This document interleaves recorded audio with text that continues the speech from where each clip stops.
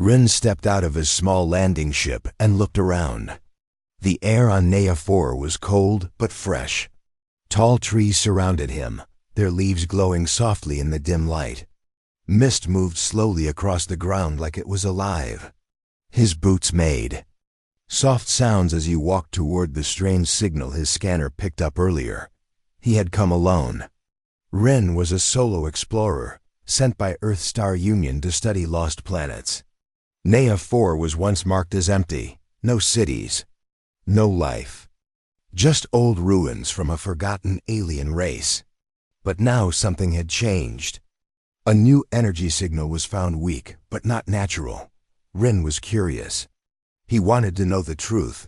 His scanner beeped again. The signal was stronger now. It was near. The lake ahead. He moved carefully through the trees, keeping his hand near his tool belt. He wasn't a soldier, but he knew how to protect himself.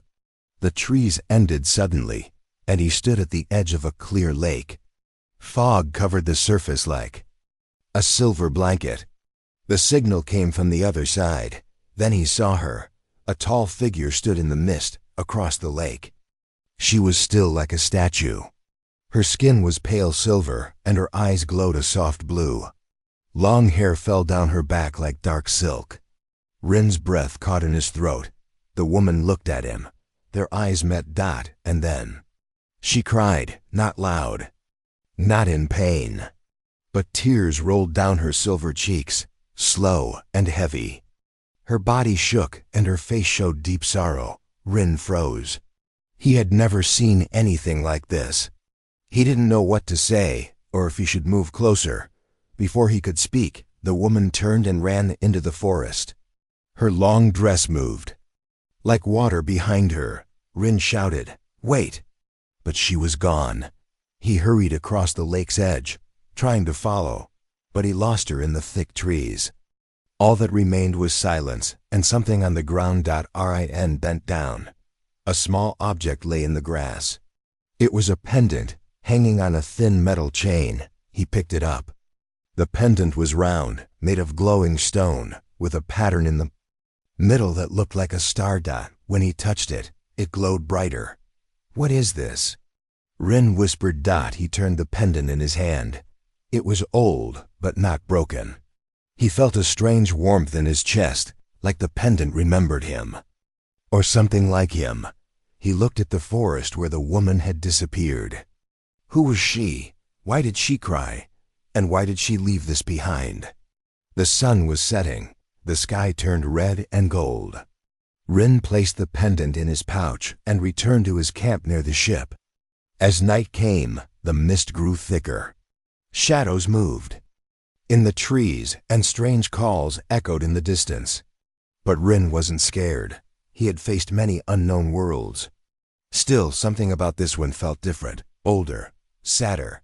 Back inside his ship, he placed the pendant on the table. His assistant, AI, a small round device named Relo, floated nearby. "Relo, scan this," Rin said. The AI beeped. "Analyzing. Material is unknown. Energy signature is very old. At least 2,000 years. Rin raised his eyebrows. "That's older than the last human colony ships." "Correct," Relo replied. "This is not human-made." Rin leaned back in his chair, but it reacted to me, like it knew me. He looked out the window toward the trees. That woman. Her eyes didn't look like a stranger's. They looked like someone remembering. Late at night, as Rin rested in his sleeping pod, the pendant began to glow again. It floated off the table and projected a soft blue light into the air. A blurry image formed. A small child stood there, crying. She had silver skin and glowing eyes like the woman by the lake. The child said something, but Rin couldn't understand the language. Still, the sound was full of sorrow, a cry for help. A memory of loss. Rin sat up, watching with wide eyes. The image faded slowly. The pendant dropped to the table, silent once more. "Relo, did you record that?" "Yes," said the AI. "Unknown language." "Emotional tone, sadness," Rin nodded. We're not alone here. And maybe we never were. He picked up the pendant again. Now he was sure. The woman who cried knew something about humans. Maybe from long ago. Maybe from someone who looked like him. He didn't believe in ghosts, but this felt like one. A ghost with a reason. He looked out the window again, toward the trees. I have to find her, he said, because this was not just a mission anymore. Rin sat quietly in his ship's control room. The pendant lay on the table, still glowing faintly. His thoughts were heavy. The image of the crying alien child, the mysterious woman near the lake, and the pendant's strange reaction, none of it made sense, but it all felt important. Deeper than just technology, it felt personal. He looked at the pendant again. Why did she cry when she saw me? The ship's AI Relo floated nearby, watching silently. Rin pointed to the object. Can you scan it deeper? He asked. Maybe there's more inside. Running a full scan, Relo said in its soft voice. A thin beam of light moved across the pendant. Strange, this is not a normal data device. It contains both energy and memory. Like a living recording. Living? Rin asked. Not alive, but shaped by emotion, Relo replied. Some alien tech can store memories with feelings, not just images. This one was made using sorrow. Rin felt a chill. Sorrow? Yes, the AI confirmed. The pendant is carrying a very strong memory. Someone poured deep sadness into it. Rin stared at it. Could it be hers? Very likely. He leaned back and sighed. I need to know more. She ran when she saw me, cried, then left this. It's not a weapon. It's not a trap. It's a message. That evening, Rin set up a field projector. The pendant floated inside the ring of machines, and again, the blue light rose. This time, Rin adjusted the settings to slow it down. The image became clearer. A child about 5 feet tall, silver skin, glowing eyes stood near a tree. Behind her were tall towers, now ruined. A voice played. Rin didn't understand the words, but the tone was soft and gentle. Then, the image shifted. The child hugged someone. Rin's eyes widened. It was a man. A human man. Dressed in an old Earth uniform, not like Rin's, but much older. His hair was dark, and his face was kind. He smiled as he lifted the girl in his arms. The child laughed. Then the scene faded. Rin stood still for a long time. The message wasn't just about pain. It was also about love. Relo, did humans come here before? Official records say no, Relo replied. But some old colony ships were lost during deep space travel. This could be one of those. So, this pendant, this woman. She remembers someone from Earth. Someone who looked like me. Relo beeped. Facial scan shows high match between you and the man in the memory. 91.6% similarity. Rin blinked. Maybe I look like his descendant, a relative. That could explain why she cried. He felt something stir in his heart.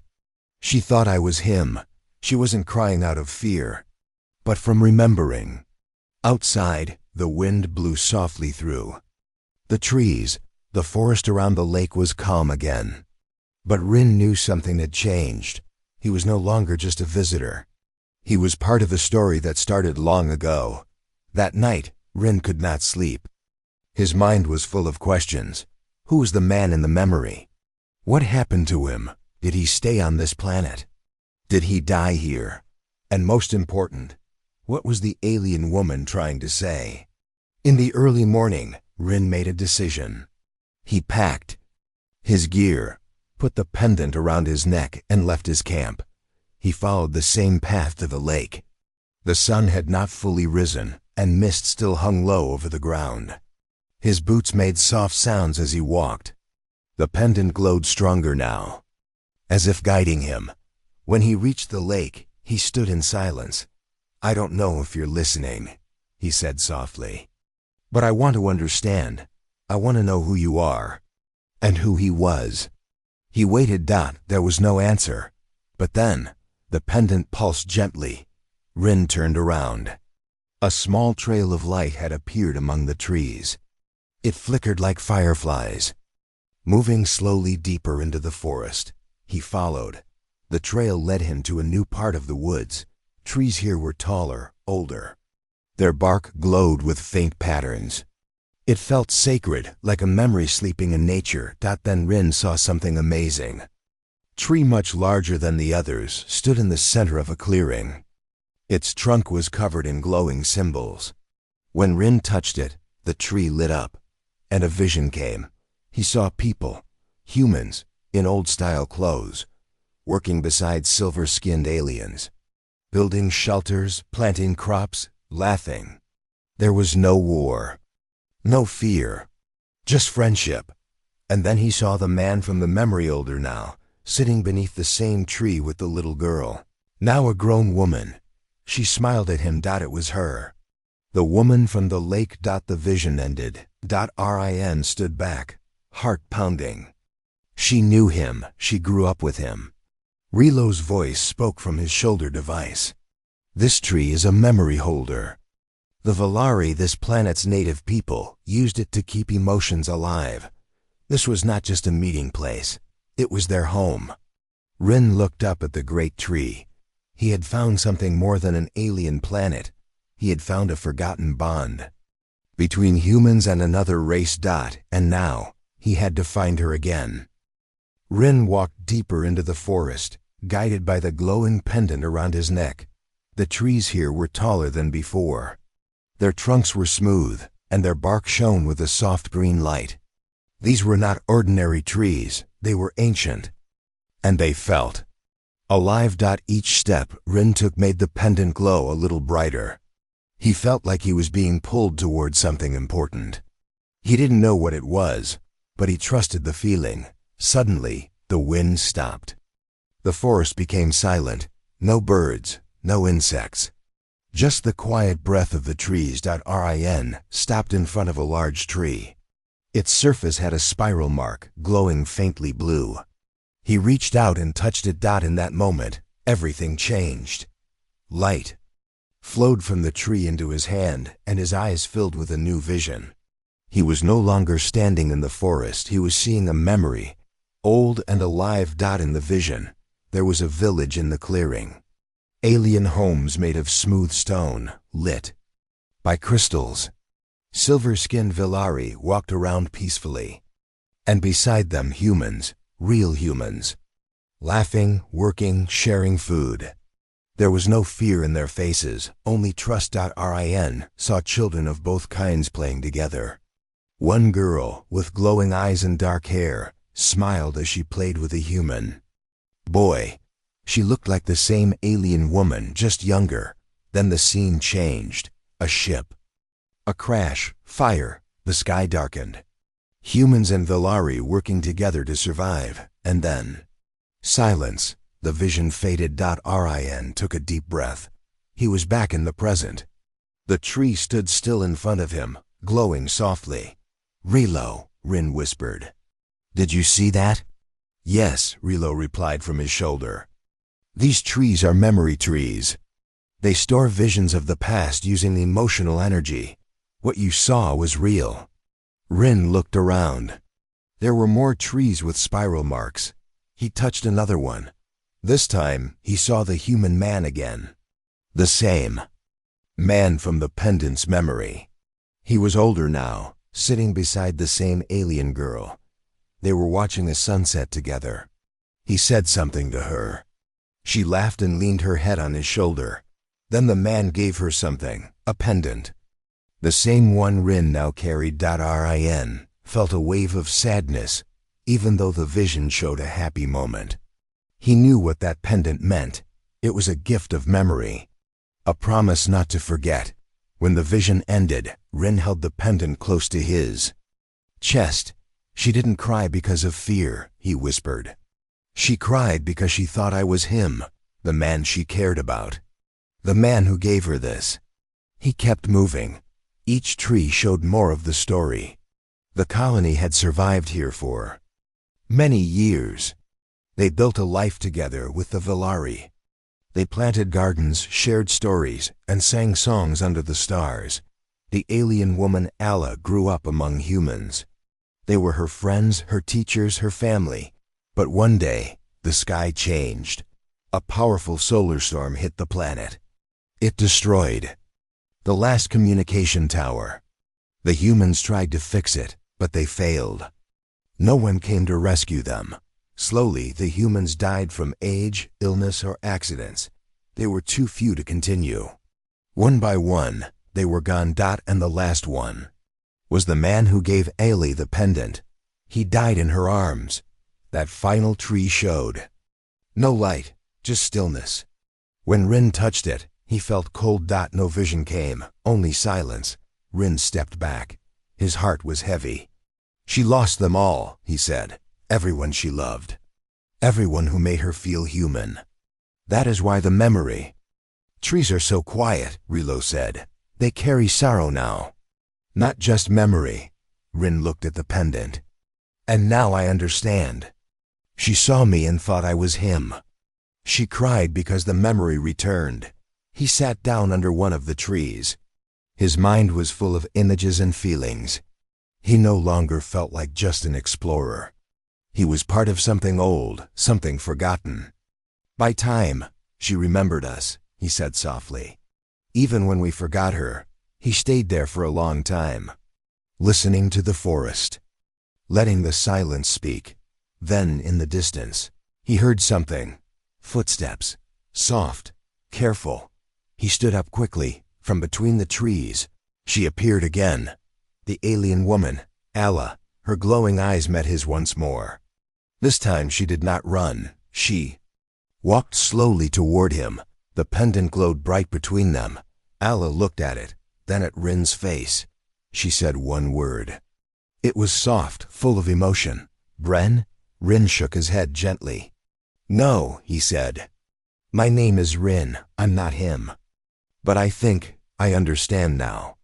Alla looked into his eyes. Tears welled up again, but she did not look afraid. She stepped closer. Her hand reached out and touched the pendant. It glowed even brighter. For the first time, she smiled. And Rin knew this was the beginning of something new. Rin and Alla stood quietly under the memory trees. The air was cool, and the pendant between them still glowed softly. For a moment, time felt frozen. Rin looked into her eyes and saw not just sadness, but hope. Alla touched the pendant again. Not Bren, she said slowly. Her voice was soft, careful, as if pulling words from long ago. But like him, Rin nodded. Yes, I think maybe I'm from the same family. Maybe he was my ancestor. Alla looked down. Her fingers gently held the chain of the pendant. He stayed. All others gone. Rin's voice was calm. You stayed too. Alla looked up again. Her eyes were full of emotion. She turned and pointed toward the deeper forest. Come, she said. Without another word, she walked forward, moving quietly through the glowing trees. Rin followed, careful not to disturb the peaceful forest. Birds flew above, silent and silver, like soft stars in the sky. After walking for some time, Alice stopped at a thick wall of vines. She placed her hand on a hidden stone, and with a faint sound, the vines moved aside, revealing a stone path. Rin stepped through the opening and gasped. Before him was a forgotten colony. Buildings made of metal and stone stood in ruins. Nature had taken over, covering walls with green moss and purple flowers. The place was silent, but Rin could feel the energy of the past still lingering. This was it, he whispered. The human colony, Alla nodded slowly. Long ago. They lived here. Rin walked among the buildings. Some were broken, but others still held shape. He entered one with a cracked glass window. Inside were long tables, rusted chairs, and faded pictures on the wall. One photo caught his eye. It showed a group of humans standing with Valari. All were smiling. In the center was the man Bren, Rin stared at the photo. The man looked just like him. Same eyes, same strong jaw, same gentle smile. He was real, Rin said quietly. He lived here, with all of them. Alla stood beside him and touched the photo with gentle fingers. He taught me words. Stories, music, he sang in the evenings. Rin smiled a little. Did he sing well? Alea laughed softly. No, they both smiled. The air felt lighter for a moment. They left the building and continued deeper into the ruins. Alla led Rin to a large stone door hidden behind plants. She pressed her hand against it, and the door slid open with a low sound. Inside was a room still untouched by time. Screens lined the walls, and lights flickered faintly. In the center was a chair, and beside it an old computer console. Rin stepped forward and wiped dust off the screen.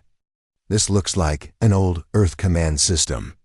Relo, the AI, activated from Rin's shoulder. Power detected. Attempting to access records, the screen blinked. A human symbol appeared. Then text, colony ship, Horizon Light crash year. 2,127 survivors, 137 final log. 2193 Rin read aloud. They crashed here. Over 2,000 years ago. Playback available, Relo said that the screen changed. A video began. An older man brain sat in front of the camera. His hair was gray, but his voice was strong. If anyone finds this, we made a life here. Not perfect, but full of meaning. We lived with the Velari, not above them. They taught us peace. We gave them our stories. We are not just lost humans, we are part of something greater now. The video paused. Rin felt a lump in his throat. Bren's final message wasn't about fear. It was about connection. This is the proof, Rin said. Humans and Velari live together in peace, and Earth forgot all of it. Alla walked to a corner of the room and opened a small drawer. Inside was a silver book. She handed it to Rin. He opened it carefully. Inside were notes, drawings, names of colonists, and letters written in Old Earth English. One letter was addressed to those who come after us. It read, "If our light fades, let our memory remain. If we are gone, let others carry our voice. Let the stars know we were here, and we tried to be kind." Rin closed the book gently. "We can't let this stay hidden anymore," he said. Alla looked at him with hope. "You will tell your people?" "Yes," Rin said firmly. "I'll return to Earth. I'll show them everything." She stepped back and looked around the room. This was home. Rin nodded. It still is. Maybe one day, humans will come back not to take, but to remember. To rebuild with you. Alla smiled. Not with sadness this time, but with quiet. Joy. Outside, the wind moved through the trees. The forest was alive with memory, but now it had something more. A new beginning. Rin sat on a smooth rock near the old console, reading the silver book again. The pages felt soft, almost like cloth. Alla sat nearby, watching him quietly. The soft light of the memory trees still glowed through the cracks in the old roof. Every page told a piece of a long-lost stories of survival, of building a home, of the bond between two species. Names of the colonists were written beside their tasks: gardener, teacher, builder, nurse. And beside many names were Velari names too, written in soft curves and glowing ink. They had worked together, lived together, trusted each other, but what? Caught Rin's eye was a name at the bottom of a worn page. Bren Halen. Next to it, someone had drawn a small heart, and below that, he stayed. Rin looked up at Alla. "You wrote this?" Alla nodded slowly. He was last one. Rin's voice was soft. "You stayed with him until the end?" Ela's eyes grew sad but gentle. "He stayed when all others gone. I did not leave." She stood and walked to a wall covered with symbols. One symbol lit up when she touched it. A small panel slid open, revealing a crystal orb. Alla picked. it up and placed it on the old table. Light burst out of it, clear and soft, not too bright. It formed a glowing image above them. Rin stood and watched. The hologram showed Bren sitting under the great tree with Ayla beside him. He was much older. Now his hands were shaking, but he was smiling. He placed the pendant around her neck and said words that Rin could only partly understand. "You remember, that's enough. If no one else ever knows, I'm glad." "You do." Then the image faded slowly. The room became quiet again. Allah touched the orb gently, as if it were made of glass. He said, "Memory is light." Rin nodded. He was right. He looked around the old room. This place is full of light. But it's hidden in the dark, the people on Earth. They think this colony was lost forever. They don't know what really happened. Allah tilted her head. "You will tell them?" "Yes," Rin said. "I'll take this knowledge. I'll show them the truth, that we were more than survivors, that we were friends." She stepped closer and gently touched the pendant on his chest. "You are not him, but you carry his heart," Rin smiled. "And I'll carry his story." The sun outside had started to set. The golden light entered the broken windows and painted the walls in orange and red. Allah walked to the doorway and looked out into the forest. Rin stood beside her. "There's something else, isn't there? Something you haven't told me." She looked at him slowly. "Yes, there is one more place." "Where?" She pointed toward the mountains in the distance. "The resting ground. It is where he sleeps." Rin's eyes grew serious. "You mean his grave?" Allah nodded. "Not only his, all the others too, after they passed. We kept the place sacred. The trees guard it." Rin felt a heavy warmth in his chest. "Can we go there?" "Yes," she said. They packed a few supplies and left before night. Allah moved swiftly through the forest, and Rin followed close behind.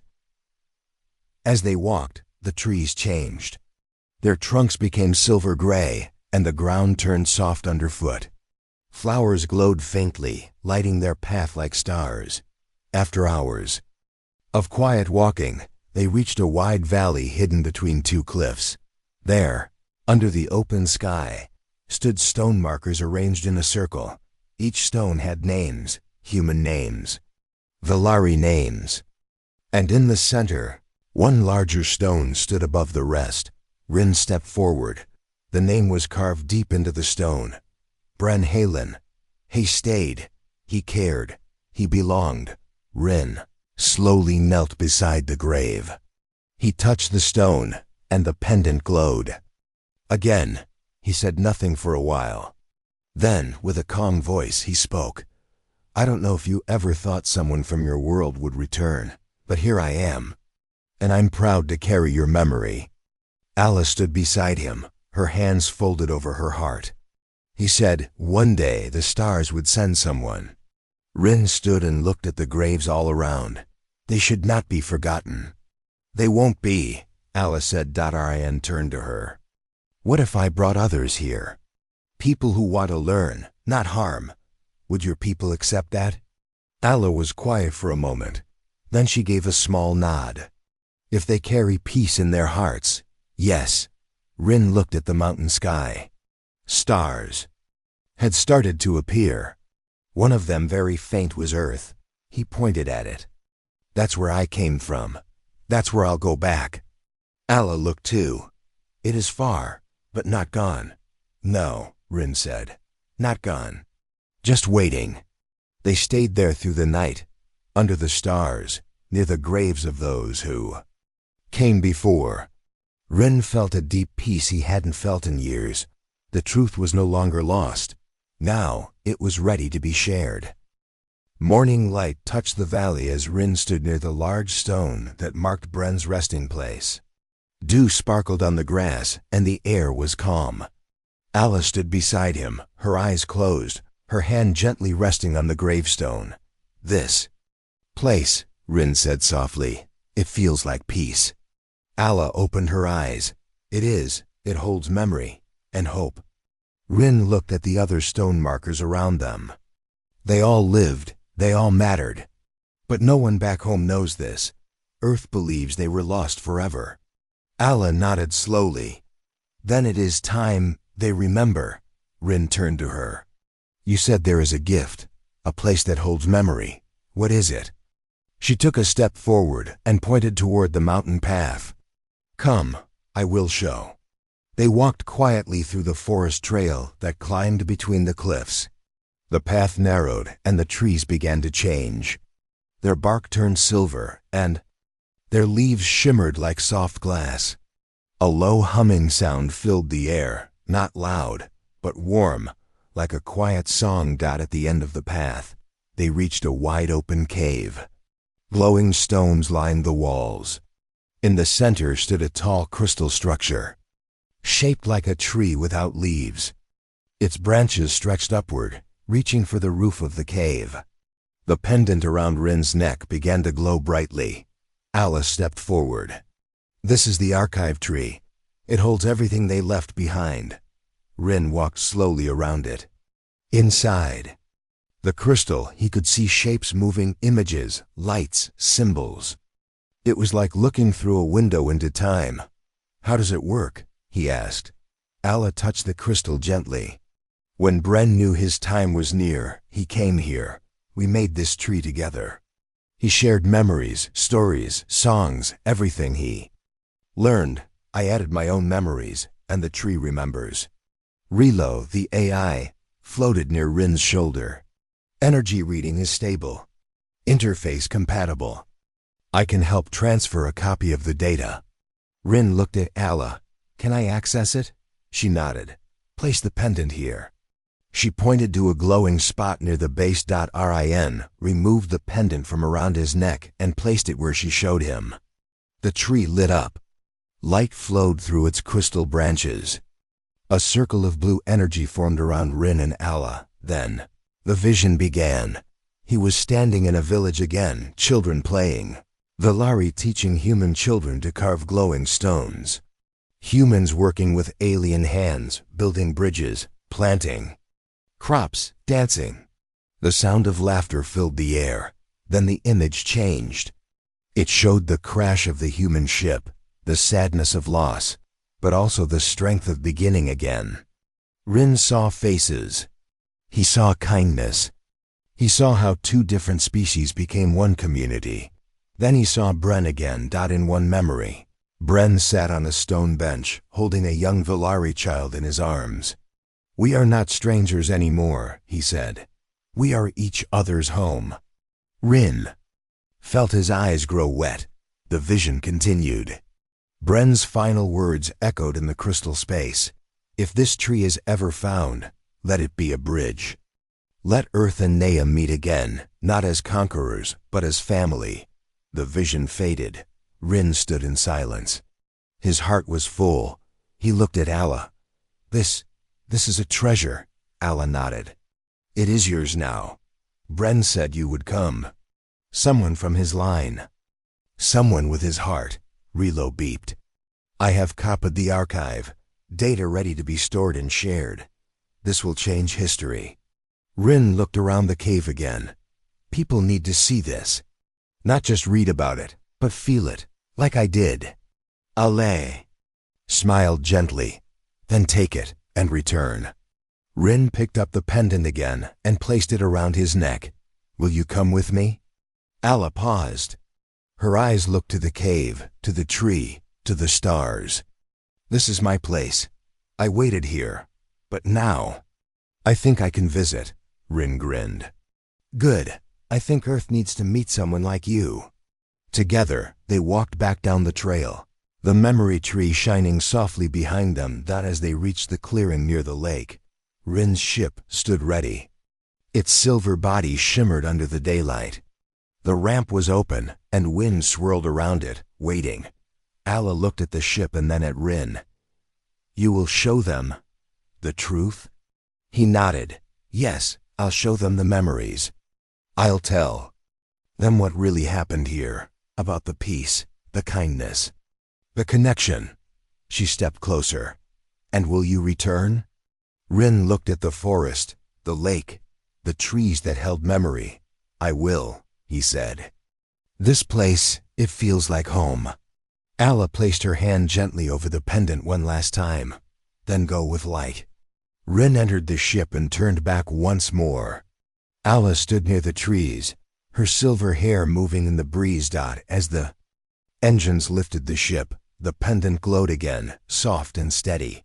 The gift of memory was ready. And soon, the stars would listen. The stars stretched far and wide as Rin's ship moved quietly through space. After leaving Nea 4, he traveled for many days. He often looked out the window, thinking about Ayla, about the graves, and about the glowing tree of memory. He touched the pendant on his chest often. It reminded him of the promise he made to remember and to return. Inside the ship, Rilo worked carefully, preparing the memory archive for Earth. All files secure, the Aya said. Ready to be shared with the Earthstar Council. Rin nodded. This will change everything. Finally, the blue and white planet of Earth came into view. Rin's ship entered orbit and was guided to a spaceport on Earth's main station. As the ship landed, he took a deep breath. He was ready. The Star Council sat in a round chamber, filled with leaders, scientists, and historians. Most of them didn't expect anything special. Another explorer reporting another quiet planet. That's what they thought. But Rin's report was not ordinary. He stood in front of them, wearing a simple suit, the pendant around his neck. Rilo floated beside him. I went to Nea 4, he began. It was not empty. It was not lifeless. We were wrong. The council members looked at one another. Rin raised the pendant. This belonged to someone who remembered us. Someone who lived with humans over 2,000 years ago. He activated the archive. A clear blue light filled the room. Images of the colony appeared, humans working with the Velari, children playing together, Bren teaching songs under the stars. The crystal tree glowing with memory. Gasps filled the room. Faces turned serious. A soft silence spread as they watched. Then came Bren's final message. If this is ever found, let it be a bridge. Let Earth and Nea meet again, not as conquerors, but as family. The message ended. The light faded. No one spoke for a full minute. Then an older council member stood up. Her voice was quiet, but full of emotion. We forgot them, she said, but they remembered us. Another man nodded. This is a gift. A reminder of what humanity can be. Rin stepped forward. The Velari waited. They trusted us. They believed we would return. I made them a promise. I told them we would not forget again. The room filled with soft voices of agreement. The leader of the council raised her hand. Prepare a mission, she said. We will return, not to take but to honor. Rin smiled. 3 months later, a new ship left Earth larger than Rin's, full of scientists, artists, teachers, and peacekeepers. Not a single weapon was on board. Their goal was not control, it was connection. Rin was aboard the ship, standing at the front, looking out the window. In his hand was the pendant. On his screen was the image of Nea 4, growing larger. A message came through from the surface. Soft voice. Alla to Rin, are you coming? He smiled. Yes, and I'm not alone. When the ship landed, Rin stepped out first. Alla was already there, standing by the lake, just like the first time. But this time, she did not cry. She smiled warm and bright. You returned, she said. And I brought others, Rin said. Group of peaceful explorers followed behind him. Some carried musical instruments. Others brought books, food, and gifts from Earth. They looked around with quiet respect. Alla stepped closer. They carry peace? They do, Rin said. She turned to the group, then welcome, this place remembers you. The visitors bowed their heads. That evening, a small gathering was held beneath the memory trees. Alla sang an old song that Bren had taught her, though the words were broken. A human woman from Earth joined her, playing a soft melody on a wooden flute. Slowly, others joined in. Valari and human voices mixed together in a song of peace. The trees glowed brighter. The ground felt alive with memory. Children, both human and Valari, ran between the trees, laughing. They did not see difference. Only wonder. Rin watched it all from the side. Alice stood beside him. This is what he wanted, she said. Rin nodded. This is just the beginning. Alla looked up at the stars. Do you think more will come? Yes, Rin said. Not for land, not for power, but for learning, for friendship, she smiled. Then the light is growing again. Rin looked out at the gathering. Music played. Food was shared. Stories were told. New memories were made. And among the trees that once held only sorrow, joy returned. He touched the pendant one last time and whispered, "Thank you, Bren." The pendant glowed once, softly. Then the stars above blinked, and the night carried the sounds of laughter and peace across the valley. The past had been remembered. The future had just begun.